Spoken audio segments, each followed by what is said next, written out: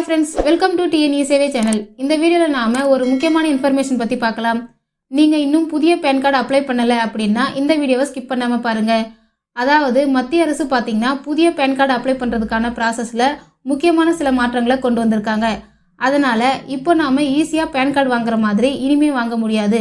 இது குறித்த complete details மற்றும் லாஸ்ட் டேட் என்ன என்பது பற்றி இந்த வீடியோவில் டீட்டெயிலாக பார்க்கலாம். வீடியோ பிடிச்சிருந்தா லைக் பண்ணிவிட்டு அப்படியே நம்ம சேனலை சப்ஸ்கிரைப் பண்ணிக்கோங்க.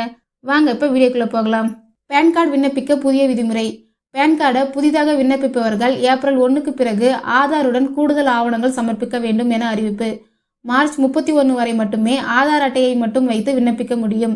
ஏப்ரல் 1க்கு பிறகு பேன் கார்டு விண்ணப்பிக்க தேவையான ஆவணங்கள் பிறப்புச் சான்றிதழ், வாக்காளர் அடையாள அட்டை, 10ஆம் வகுப்பு சான்றிதழ், பாஸ்போர்ட், ஓட்டுநர் உரிமம் போன்ற ஆவணங்கள் தேவைப்படும்.